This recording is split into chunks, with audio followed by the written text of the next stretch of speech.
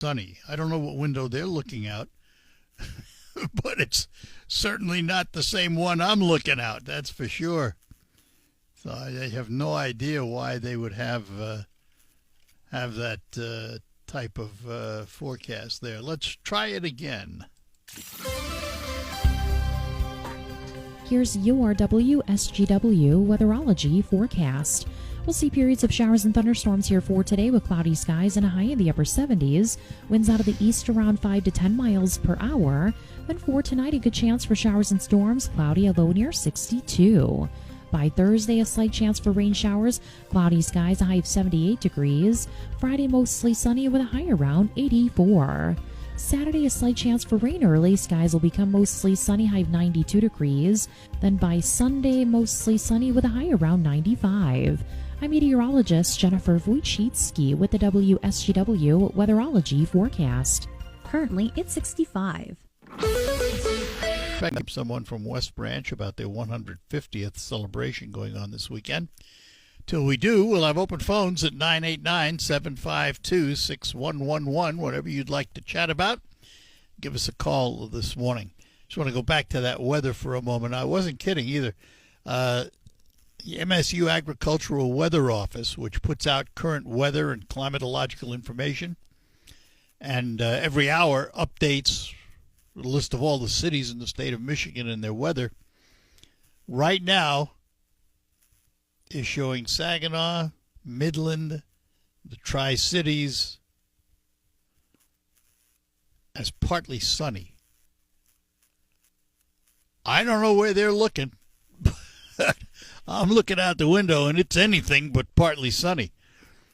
So it just sometimes you scratch your head at some of these things, you know. But on we go. Does look like we're going to get some. We've had some rain already this morning, but they're saying that the storm systems might come in two parts from noon to maybe 4 o'clock. We could have the heaviest storms, and then after 7 o'clock in the evening, we might get another round of some severe storm weather. So stay tuned. Keep you up to date on it, and hopefully we get through it unscathed, as they say. That would be nice. And, you know, and also the other thing, too, is when you get these heavy downpours and potential for flash flooding, it doesn't do the farmers as much good as you would think. What they need is a slow, steady rain. Like overnight is perfect, you know. But you get these big downpours, you get a lot of runoff, and it really doesn't do a lot to help the crops. Anyway, as I said, open phones, so whatever you'd like to chat about, 989-752-6111. Little trouble in the United Auto Workers house. There's been a court-appointed monitor overseeing the United Auto Workers for a while. And he issued, or the monitor issued, a blistering status report. And what it does is directs the union to reinstate all duties to Margaret Mock, the Secretary-Treasurer, after Shawn Fain stripped her of all of her duties.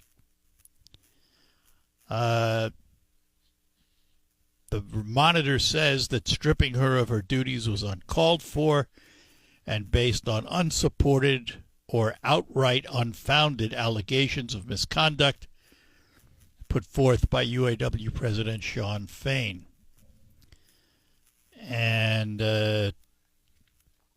now previously, Fain and some others had accused her of weaponizing and politicizing her role as Secretary-Treasurer. Apparently that's what they did to her, because this was a big report. It's a 93-page document, and the monitor concluded that Mock was falsely accused of misconduct, subjected to retaliatory action by Fain, and improperly stripped of her responsibility for various departments and board assignments. So watch that one and see what happens. All is not well in the UAW home. All right, let's go to our phones. Mike is in Thomas Township. Mike, good morning. Hey, good morning, Art. I heard somebody call in earlier today about Trump might have to help the Israelis out to get rid of that nuclear, facility, and because apparently we're the only ones that have, bunker busters. So, and they'd have to be delivered with our, B-2 bombers, and so it sounds like they were against it. But do we really want to have Iran have nuclear power? Do we want them to have A-bombs? No, we don't. But the question is, are there other ways to do it? I don't know the answer. I'm speculating. Okay, there were a couple of answers yesterday I watched on the news, and one of them was, of course, they could send in commandos, and hopefully they could do something. But that's like these things are buried underground. I think commandos would be tough. Well, but that was one of the suggestions. The other one was that they could use they have tactical nuclear devices, and they could shoot one of them. But that's also, not a good idea, because they could cause a, heck of a chain reaction, I guess, with, So I don't know. I think that the big bombs that they want to drop would be the way to go. They drop one and then they follow up with another one in exactly the same place. These things are guided, so that they're pinpoint accurate. And I realize we don't want to be involved, but we may have to. Well, I don't know about have to. That's strong, but here's my feeling on this. Yeah. Anytime you enter into a conflict, you need to have a strategy to win. Yes. And a strategy to get out. I don't see that yet. I don't want us just to go in there because there's going to be consequences. Are we ready to face those consequences? And what happens if those consequences are strong? How much more do we get involved? What's the game plan after you drop those 2 bunker bombs? Well, I think it would be to use some of our resources in the area. We have an awful lot of naval resources all around here. So, in other words, you're just going to get involved in a conflict. Well, no, shoot down missiles that are aimed at us, at our bases and stuff. Well, we do that anyway. And I know that's what I'm saying. That's one way that we could help out. But they are going to try, if they have the power to do it, they will try to retaliate against American bases. And we have a lot of people stationed all around that area. And I don't think they're going to get any help from their like Syria or Lebanon or any places like that, because I think they don't want them to have. Nobody wants them to have an atomic bomb. Yeah. All right. And let's hope. But I wouldn't get down on Trump, and because he's got to do what he's got to do to keep us safe. And so far, he's been making pretty good decisions. Thank you. Have a great day now. All right, you too. Bye. Thanks. Bye. Tim in Midland, hang on. We'll get to you next when we return. My name is Kim Harris.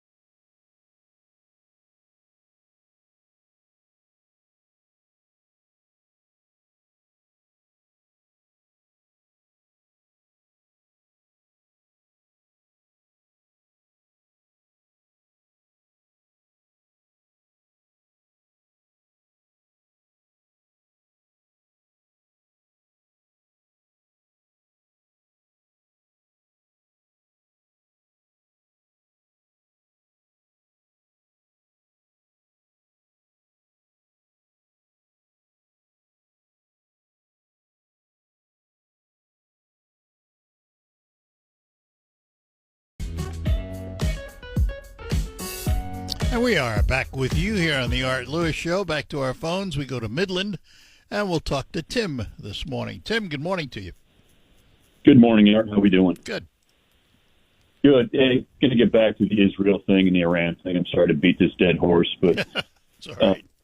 Going back to this one, I am just so sick of us getting involved in fights we just don't need to be in. I spent 3.5 years of my life in Iraq and Afghanistan, and it was a total disaster. Seeing my buddies lose their lives and limbs over there for nothing. And I say nothing. We were sold on weapons of mass destruction in Iraq. Oops, sorry about that. I don't know what we were sold on in Afghanistan. 20 years there, building up the industrial complex. And if somebody that's been there, done that, it's like it's got to be over. We got to end this stuff.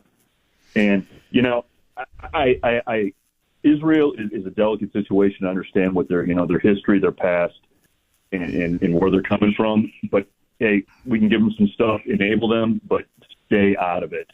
It's just the fighting has never ended over there. You know, pick up the Bible, Well, exactly. the Old Testament. Oh, yeah. But, I mean, it goes back to the beginning of time. And it's like we just need to stay out. Well, I say I'm tired of it. I say regularly that, we're not going to solve 2,000 years of history. But, this is one of those darned if you do, darned if you don't situations because You're right. I got you. There's no doubt no one wants Iran to get a nuclear weapon because more than likely the fear is they'll use it.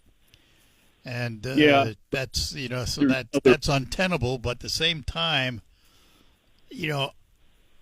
I yield to Israel. If they want to attack Iran as they have, and look how well they've done in just a week, let them go at it. Now, as far as the bunker buster bombs go, if we have to figure out how to give them a delivery system, sure, let them do it. Maybe we do.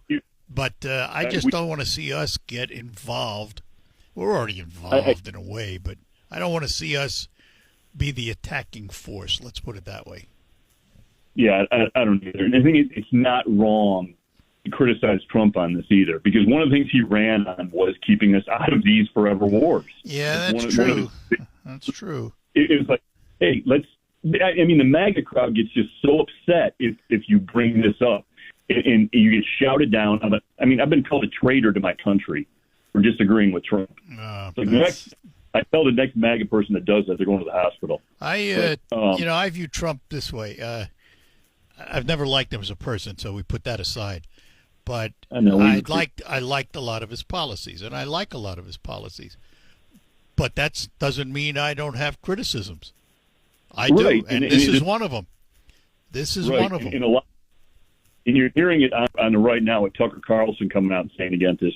Rogan speaking against this now. Some of the other people, they're coming out speaking against this, and it's not wrong. They're not attacking Trump personally. It's just like, hey, he said he wasn't going to do this, not do this. Yeah, it's a policy.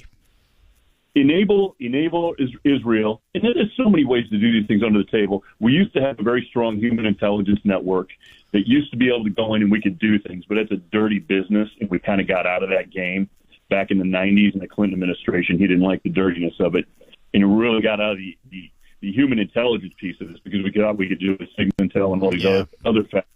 But you can't. You got to have people on the ground, and that's where it comes in for situations like this.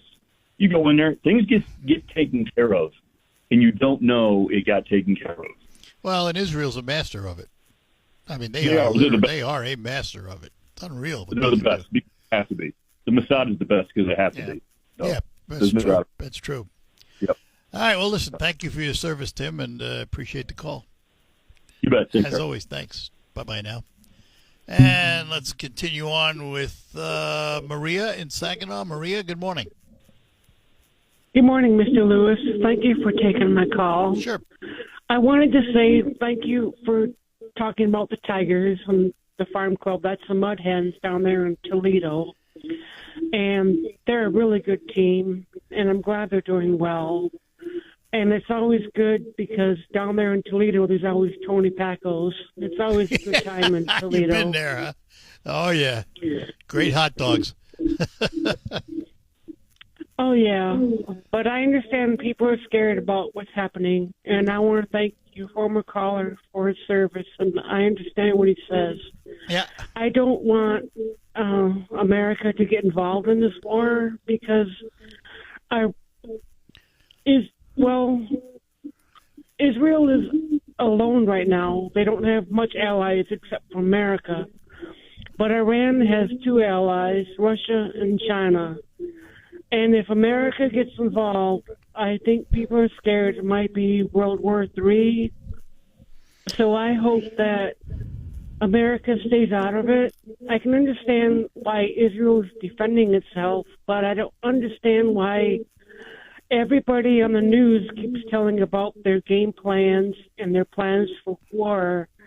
They're not only telling the allies, but the enemies. I don't really understand what they're doing and why they're doing that. Yeah, I don't know either because, I mean, you know, if I'm conducting a war game, I'm not about to tell my opponent what I'm going to do. It doesn't make a lot of sense. So, no. All right. Maria, thank you. Appreciate the call, as always. Thank you very much, Mr. Lewis. And the Thanks. former caller, thank you for your service. I understand what you say. Great. Thank you. Bye-bye now. Yeah, bye. That opens the lines, 989-752-6111. Toll free, 866-790-WSGW. How was your sleep last night? Think about this now. You know, we do a lot more for less these days. Everybody. And when you go to bed, you're supposed to spend a third of your life there. If you figure 8 hours a day, that's about a third of your life. You really should get quality sleep, and you can get it with a quality mattress from Sanitary Mattress. Now, you can visit all the so-called sleep stores, or you can rest assured the mattress you're using is manufactured right here in the Great Lakes Bay region to your specifications. Your dollars are spent and they stay right here in our local economy. Your time in bed may be cut short by today's demanding world, but don't be fooled. You can still get a quality good night's sleep on a Sanitary Mattress. And they feature 1-hour delivery window of your mattress to your home. By the way, if you have an RV or a boat, Sanitary Mattress will custom make a mattress for you to your exact size, something the box stores can't do. Visit the Sanitary Mattress Factory and Showroom, serving this area since 1935. Set your GPS to 5343 Janes Road in Saginaw, just east of the Harry Brown Airport. Visit them on the line at sanitarymattress.com or call them at 989-753-1757. Sanitary Mattress. Give them a call. Sleep well tonight. Lines open for you, as I mentioned, 989-752-6111. The Senate Republicans have been toying with the president's big, beautiful bill, and they have unveiled their version of it, passing it might be easier said than done. Some of the things that divided them: cuts to Medicaid, ballooning federal deficit, tax deductions, and some of this stuff has absolutely no support in the Senate. So they are going to put forth their notion. They're trying to do it before the July 4th holiday, which means they have 6 working days to resolve their issues. And the House version of the bill would implement a raft of new rules and requirements for people that want health coverage under Medicaid. That, of course, is low-income folks. But they want to take off those people that are able-bodied and working and have the ability to get their own. They say that the proposed changes would save the government about $625 billion a year, but it would cause 7.6 million Americans to lose their health insurance over the next 10 years. From the CBO, the Congressional Budget Office. And again, there's a lot of senators who are not in support. And it's going to be interesting to see what kind of compromise they come forth with between the House and the Senate. Don't know what the outcome is going to be. The House passed legislation, according to the CBO, would add $2.4 trillion to the debt over the next 10 years. That is a concern for a lot of the senators. Some want even deeper cuts to Medicaid, while some say they couldn't vote for the package as it is. Some are worried that some of the bill's provisions could raise the debt ceiling by $5 trillion. So it's going to be, this is not going to be an easy task to get this passed. But keep our eye on it. It's one of the cornerstones of the president's administration, trying to get this big, beautiful bill passed so the tax cuts that were implemented back in his first term stay in place. We'll be back. Switch it up and ride into adventure.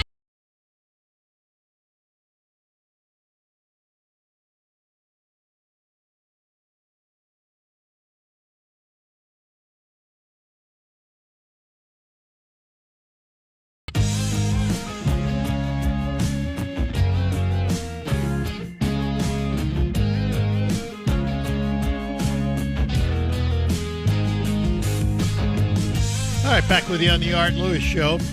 A day does not go by when I don't hear from someone complaining about the fact that the governor has not set an election date to fill the seat vacated by Kristen McDonald-Rivet when she entered the House of Representatives. She was our 35th District Senator in Michigan, and that seat remains vacant. And it's been well over 100 and some odd days now, and the governor has made no indication of even considering setting up a special election. And I have speculated that there are two reasons. There could be a lot more, but two that I speculated on. The first is she's afraid she'd lose the seat in the Senate, and that could tip the scale of power in the state Senate. Because the area has not, or is no longer, guaranteed to be blue. It's purple.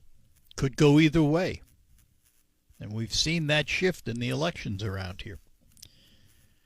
The other one is, I was wondering if, and I speculated this verbally out loud, I just wondered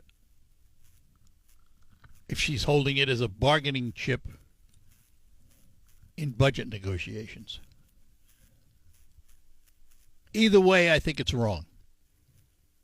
And I think it's wrong because we who live in this district, this 35th district, which encompasses part of Bay and Midland and Saginaw, don't have representation in the Senate. So I say, well, does that constitute taxation without representation? If it does, why shouldn't we withhold half our taxes since we're only half represented?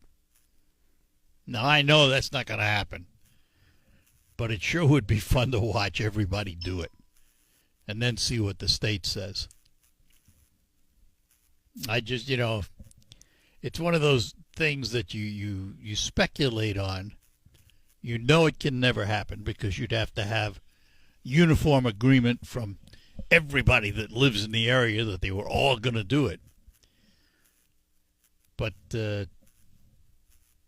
listen, it's a way of expressing yourself. I just think it's a political sham, and it's not fair to all of us. And I don't care whether you're a Democrat or a Republican, because either way, you're not represented. If you're a Democrat, you're not represented in the Senate. And if you're a Republican, you're not represented in the Senate. And if you're an independent, you're not represented in the Senate.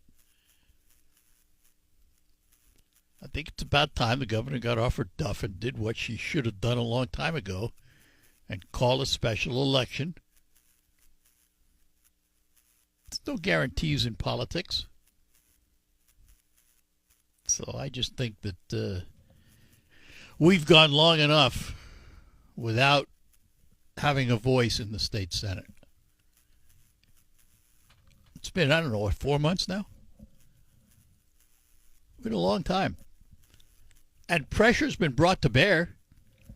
There have been all kinds of letters written. There's been protests. There's been pressure from the Republicans in the House and the Senate to no avail. To no avail. So I think it's first time we keep the pressure on. Letter writing, whatever. Let your voice be heard. And just keep talking about it. Keep pressuring Lansing to do something. All right, we're going to take a break. Come back. We'll get to more calls when we return. We're proud to make W site. I put it on WNEM TV5's Facebook page, and I don't understand. I just don't think how people are complacent. Well, I agree with you, but I don't see her responding. She's got all the control. She knows it, and she, for whatever reason, the pressure doesn't seem to be making a dent. I mean, she's been pressured by the House. She's been pressured by organizations, by chambers, by you name it. She's had pressure put on, and yet we get zero response. Right. And the petition says we should not have to pay our Michigan taxes for all the time that we don't have representation. And I'm fully aware that Rick Snyder did the same dumb thing, holding a seat hostage for 11 months. Those people from Detroit, yep, they should get reimbursed for their 2018 taxes. Yeah, it goes across the they board. They need to stop playing games and do what's right for the people instead of what's right for their party. Or themselves. Right. Yep. No, you got my full attention. I fully agree. Okay. So Sign petitions on the WSGW Facebook page. I'll have to go look at it. Interesting. Listen. Go ahead. Well, I'll have to be honest. I don't think pressure is going to do anything. Never give up trying. Right. And that's right. the whole thing Being about silent it. Doesn't help. Express yourself, because we live in a country where we can do that when we don't like what our government's doing. Take advantage of it. Yep. So, all right, Kim. All right. Well, listen. Have a great day, sir. And I hope you're successful. I don't hold a lot of hope out, but I hope you're successful. Me either. But, yeah. All right. Thank you. Thanks, Kim. Bye-bye. Have a good day. Bye-bye. No, it just seems that the governor's impervious to the pressures being put on her to call a special election. She just seems to have no desire right now. And she's disenfranchised 270,000 plus people. I don't know what the answer is because pressure hasn't seemed to work. And I don't think there's a court test that can force her to do it. But I just love the idea of withholding half our taxes since we're only half represented. It would go nowhere, I know that, but it just the notion rings so true. And it's the way politics are. And by the way, Kim's right. It also happened under Rick Snyder. It goes both ways. And I'm not saying that it's strictly political one way. It's not. Both parties use it. But she's in power now. The governor is the one in charge at this moment in time who has the ability to fix it and chooses not to. We know others have done it in the past. That doesn't make it any more right because Whitmer's doing it. So, anyway, let's talk to William. William is up in Sanford. William, good morning. Hey, what's happening? Just a quick observation. You said Snyder also did the same thing